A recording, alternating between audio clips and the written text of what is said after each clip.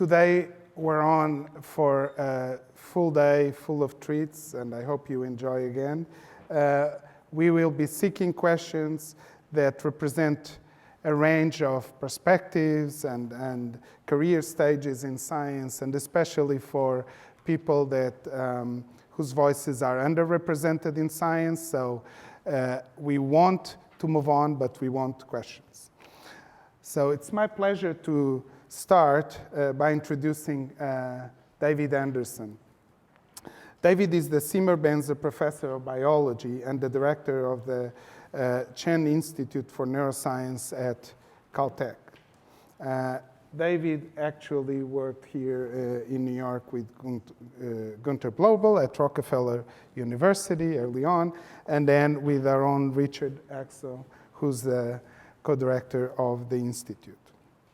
David's work has revealed fundamental principles in neurobiology in a variety of areas, but just to exemplify from the early career on the mechanisms of fate determination of neural stem cells. And more recently, he started by dissecting genes, then neural circuits, and then neural dynamics that underlie innate behavior and emotional states in a variety of species. For his work, David received many awards, and he's a member of the National Academy of Sciences and an investigator of the Howard Hughes Medical Institute. He asked me to keep this short and not give his talk, so without further ado, David, please welcome. Thank you.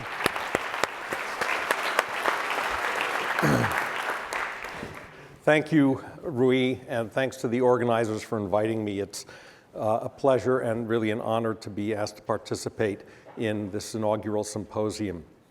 Before I start, I just wanted to make a comment about books. The great biologist Louis Agassiz said, "Study nature, not books," but books have a very important role in science, and none more important than that illustrated here by Principles of Neuroscience, the Bible of this community. And I want to acknowledge the contributions of the Columbia community, the leadership of Eric Kandel, the late Jimmy Schwartz, and especially the contributions of Tom Jessel, whose scientific contributions Richard mentioned yesterday, but whose very important contributions to the principles should also be remembered. Books are important to me. As a Jew, my people are the people of the book. And this season is the season that we use our book, our oldest book, the Haggadah, to celebrate Pesach, the Passover.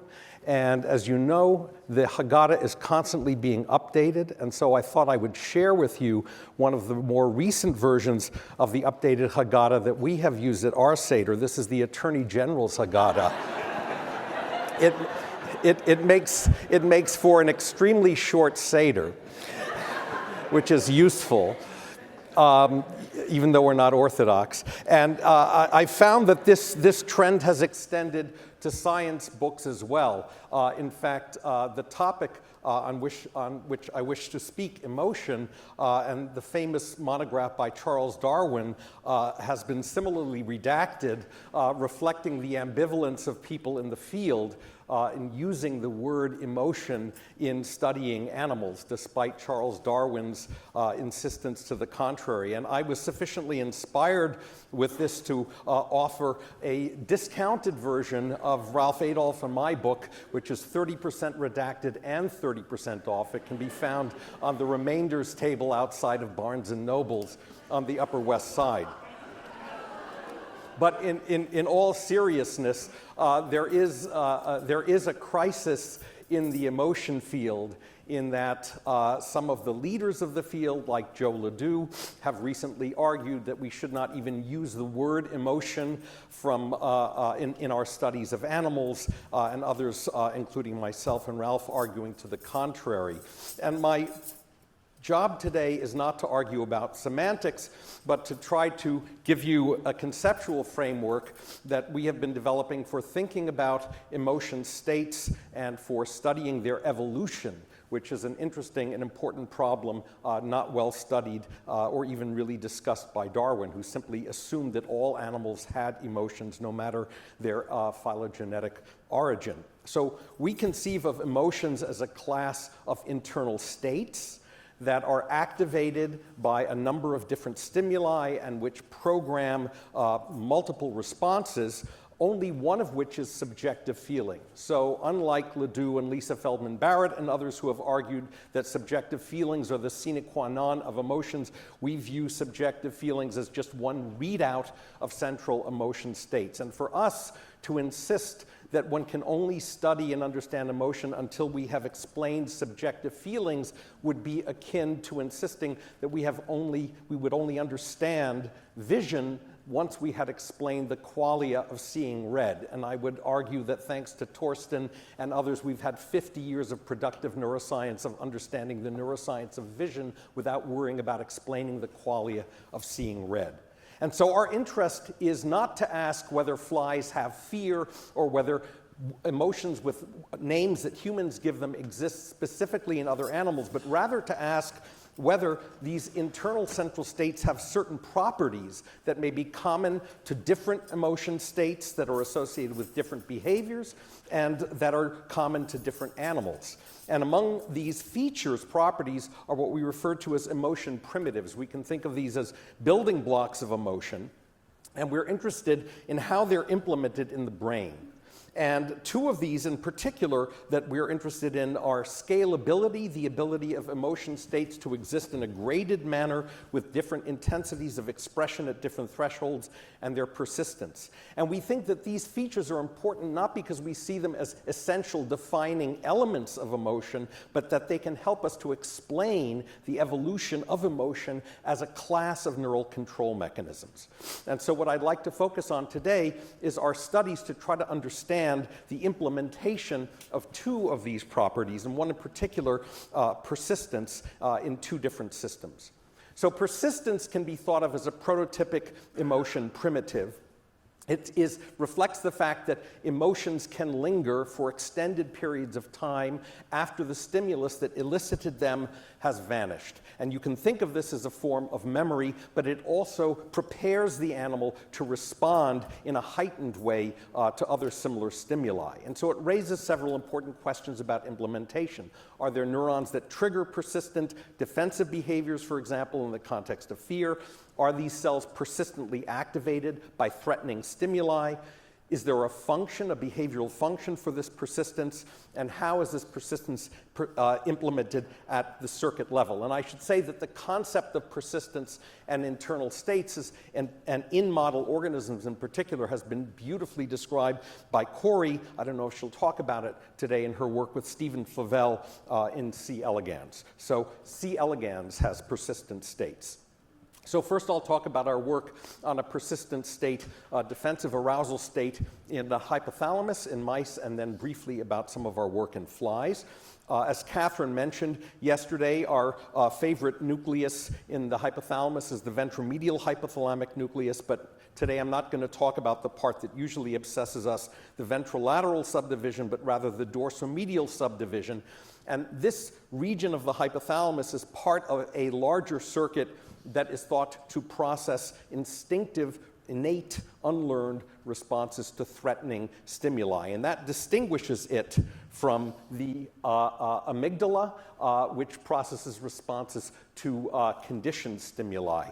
And part of the reason for focusing on this is that a great deal is known about the role of the amygdala in fear. In fact, so much so that some people equate fear with the amygdala and the amygdala with fear. And to me, it's almost gotten to the point, with all due respect to Eric, where the amygdala has become like the kale of the brain. And since I really hate kale, I decided to look for a different vegetable. So hence our focus on the hypothalamus. Now, We have a population of neurons within this region, the dorsomedial region labeled by a transcription factor called SF1. It's a nuclear hormone co-receptor that gives us genetic access to these cells.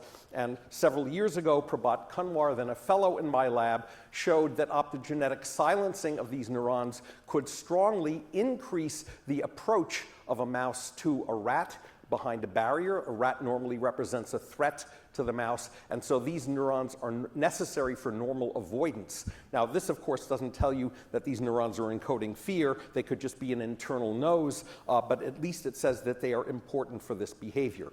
What became more interesting, however, were the consequences of optogenetically stimulating these neurons at different intensities. And what Prabhat found is that activation of these neurons could control and evoke different defensive responses in a graded or scalable manner at different thresholds, with weak stimulation promoting avoidance in a two-chamber assay, intermediate levels of stimulation promoting freezing, and strong levels of stimulation promoting an activity burst. So this exhibited, at least the optogenetic stimulation of these cells, exhibited this interesting property that we refer to as scalability. Furthermore, the activation of these neurons induced behaviors in these defensive behaviors that were persistent. So in the same two-chamber assay, you can see that when the animal retreats to the non-stimulated side of the chamber, it circumnavigates and hugs the sides of this displaying thigmotaxis, which is a classic behavioral feature indicating anxiety in contrast to controls. And furthermore, after stimulating these neurons to the point where the animals show an activity burst and try to jump out of the cage, after the offset of photostimulation, the animals freeze for periods approaching upwards of 5 to 8 seconds.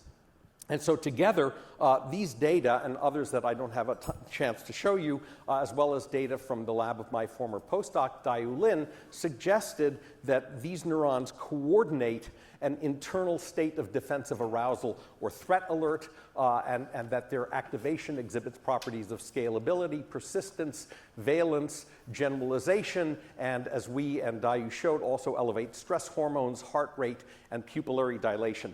All of this, interestingly, without these neurons showing any role to serve as an unconditioned stimulus in a fear conditioning experiment. So although the behavior of the animal looks identical to that evoked by a foot shock, stimulating these neurons in a fear conditioning box with a tone does not produce any learning, although it does produce some short-lived place avoidance. So I want to focus on the issue of persistence.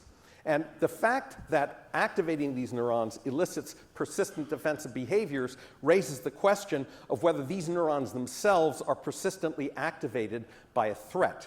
Now, they don't have to be. It could be that the persistence is encoded downstream, for example, in target sites such as the periaqueductal gray. And so to begin to look at this, Prabhat Kunwar carried out fiber photometry measurements, that is, measurements of bulk calcium activity in these neurons in this region of the brain when the animal is exposed to a threat. And here you'll see a sort of thermometer view of the level of calcium in these cells. And we're using here a very sophisticated molecular biologist-designed servo-controlled closed-loop automatic stimulus presentation paradigm.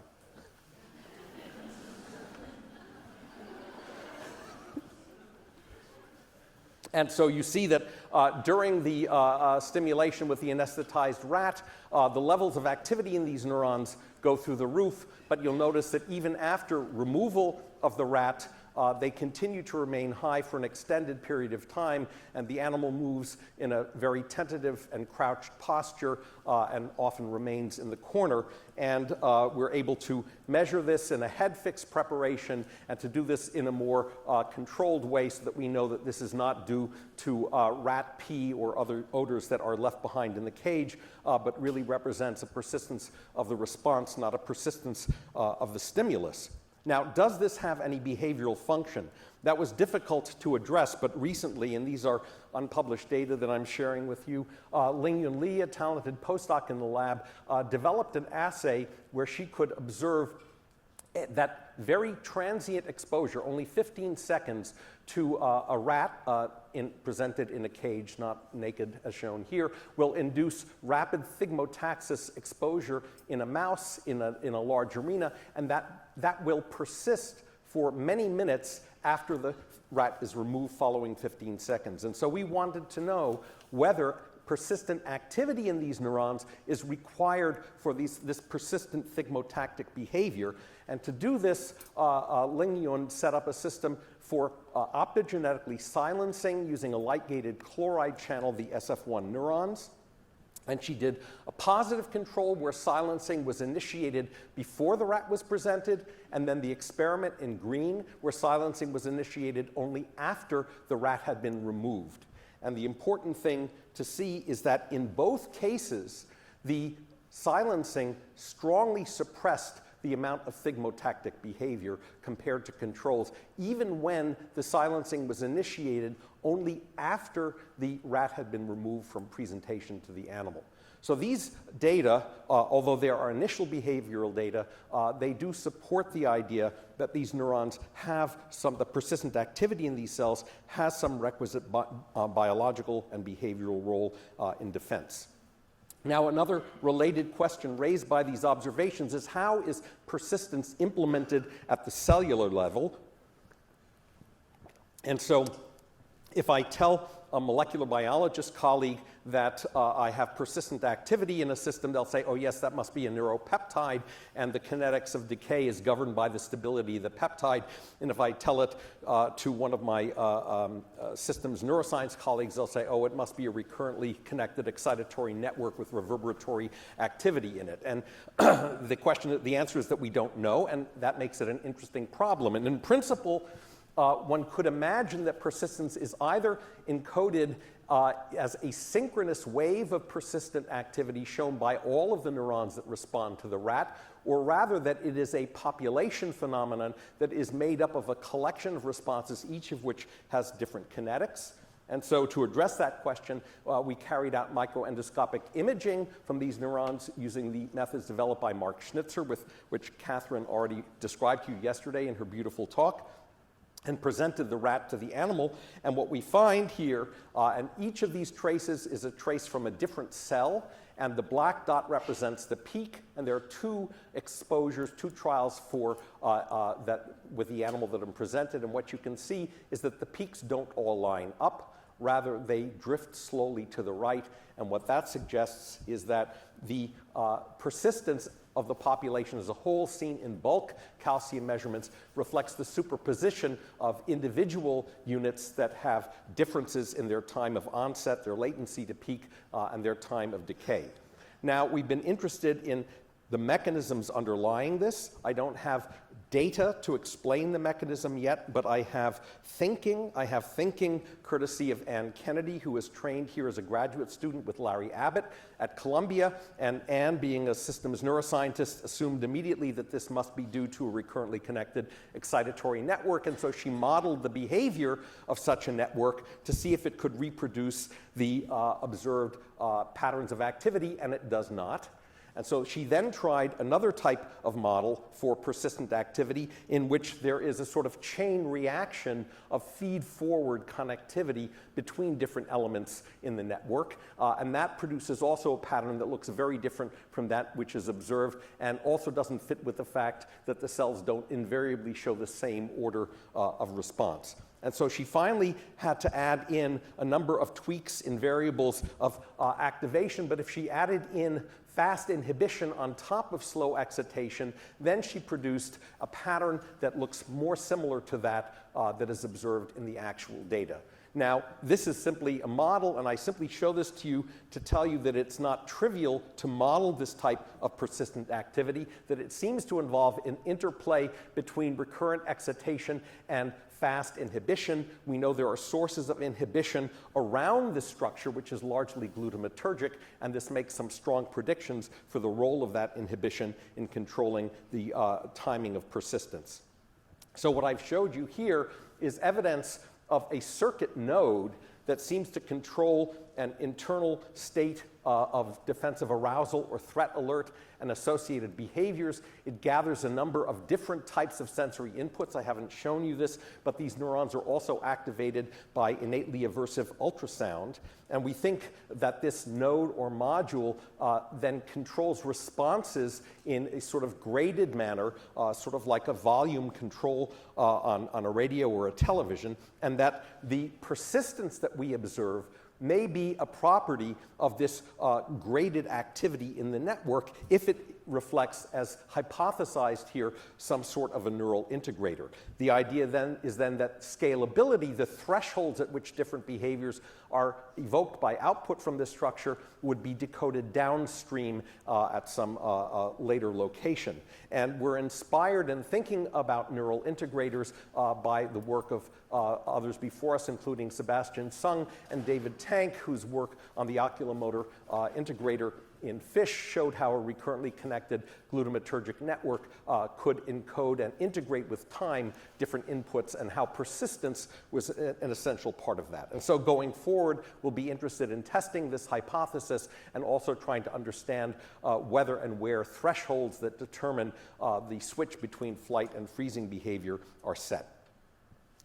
Now, in passing, I'd like to mention that these properties of persistence and scalability are also shown by neurons in the adjacent ventrolateral subdivision of VMH, where my lab and that of Dayu Lin and Nirao Shah and others have shown that fighting aggressive behavior has been controlled, as Catherine mentioned, and this suggests to us the possibility that there is a general role for structures within this purely glutamatergic circuit node to act to amplify inputs and to control behavioral outputs at different thresholds in a persistent manner. That remains to be seen, but it's a working hypothesis. I'd just like to end by showing you how we've approached a similar problem in the context of Drosophila, which my lab also studies as an experimentally more tractable genetic model organism. And my eponymous colleague Seymour Benzer, of course, introduced the study of Drosophila to neurobiology. And as you well know, and we'll hear later from Vanessa and others, Drosophila shows courtship behaviors such as social behaviors such as aggression and courtship. And for us, a central issue is whether these behaviors are purely robotic stimulus response reflexes that are elicited simply by the presentation of appropriate pheromones, or rather whether they also involve associated internal states that may have some of these properties of persistence and scalability.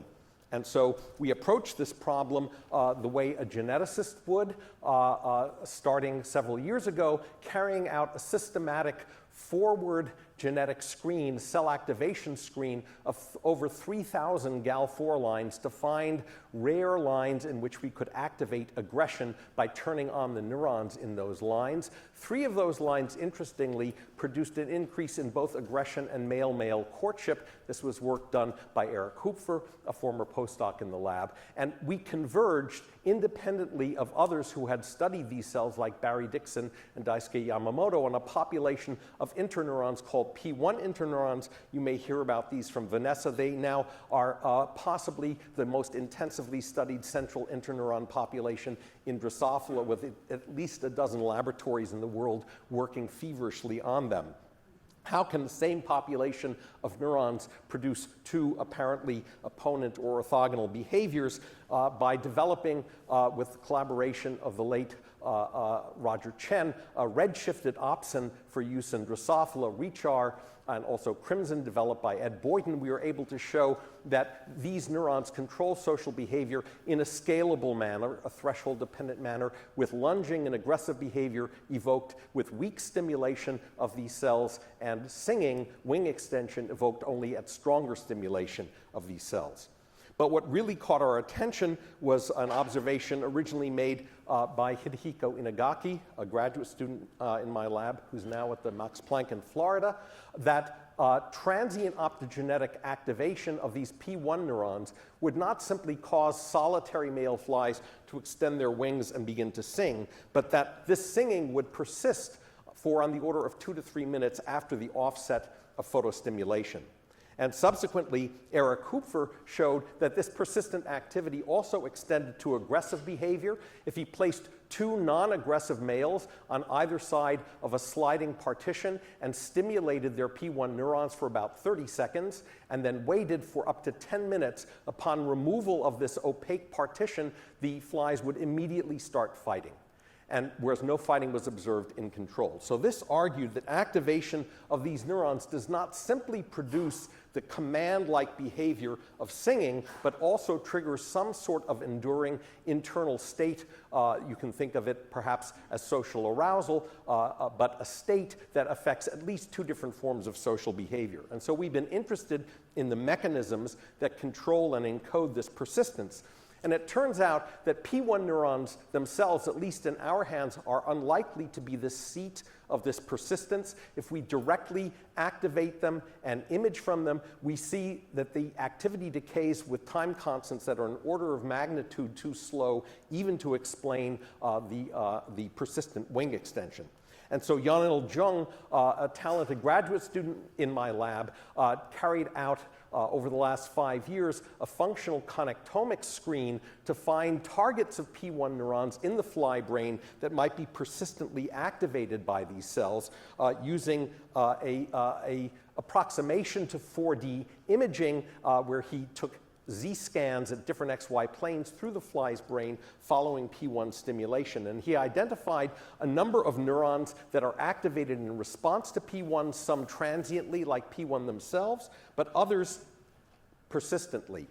And so then, using technology developed by Vanessa Ruta and Bob Dada when they were in Richard Axel's lab, he optically filled these cells using a photoactivatable GFP to reveal their morphology, used that as a search image to screen libraries of GAL4 lines, and identified a GAL4 line in which we could now express GCAMP and confirm that activation of these neurons would cause persistent activity in these cells. And very briefly, a genetic epistasis experiment indicates that these neurons are required for persistent singing behavior triggered by P1 activation. If we block these cells by silencing them with a potassium channel, the persistent but not the time-lock singing goes away. We see a similar phenomenon for the persistent aggression that is triggered also by P1 activation, which is strongly suppressed by silencing these so-called persistent P1 follower cells.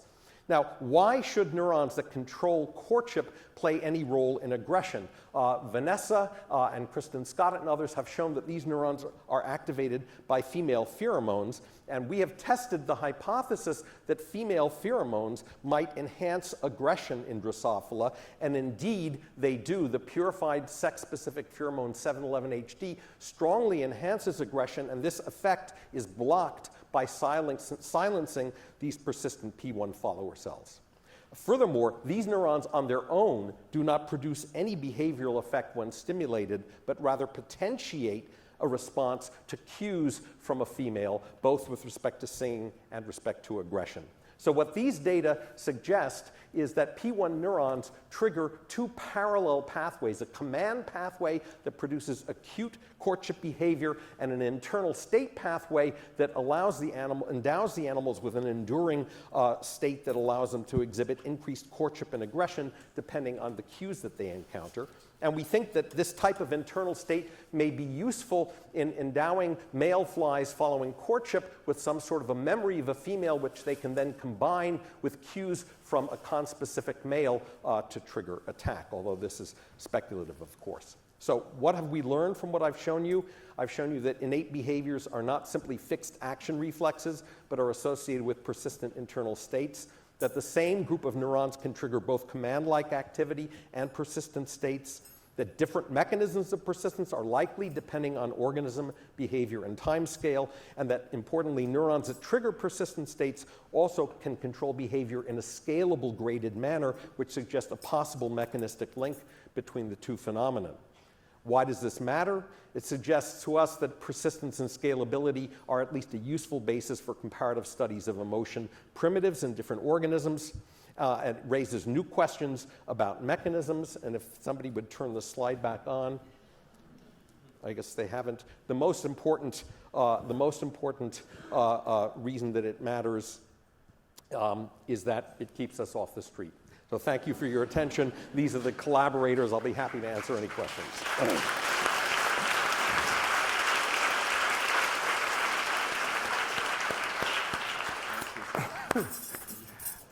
Thank you for this fantastic talk. So we have time for some questions while we set up the next speaker. Again, please raise your hand. The mics will come to you. And we will wait. And if not, I'll call. One there, please. Thank you for a great lecture. Two quick questions. I'm guessing that your models were of young mice. I wonder what happens with age to the persistent, because there's lots of hypothalamic changes with age and maybe experience involved. And the second, you showed the persistence of emotions of fear.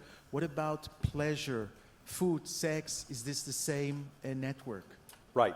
So first question, what is the role of experience in this particular state? We haven't looked at that yet, but we have shown in work, I didn't have a chance to talk about that, in the immediately adjacent ventrolateral region, there's an essential role for sexual experience to program the cells to show specific responses to males and to trigger attack, much like what Catherine showed in the medial amygdala.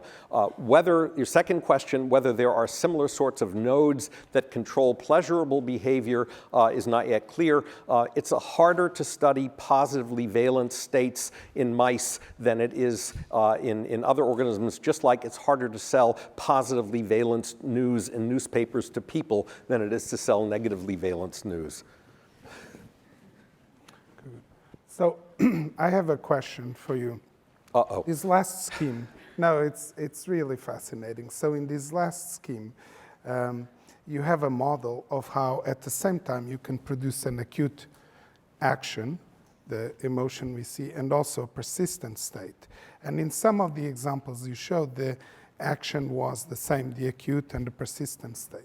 But I was thinking, is it possible that sometimes you'd have an acute action and then the persistent state produces a different set of actions that are more... So that's what we showed, I went through this too quickly, in the sliding door experiment with the two gladiator flies with the wall in between. When you first trigger them to stimulate the cells, each of those flies puts out its wings and sings. Then it stops, that goes away, and then we can wait for several minutes longer. The flies aren't doing anything. And then we open the door, they encounter each other, and they start fighting.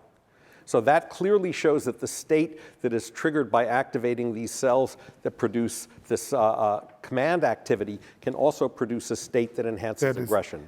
And how does that persistent activity access now different motor commands? That's the... Right. So we have some evidence I didn't get to show that these cells that exhibit persistent activity are also, the same individual neurons are also activated by male-specific cues, suggesting that they could be a cellular integration site for combining memory of a female with detection of a male signal. Fantastic.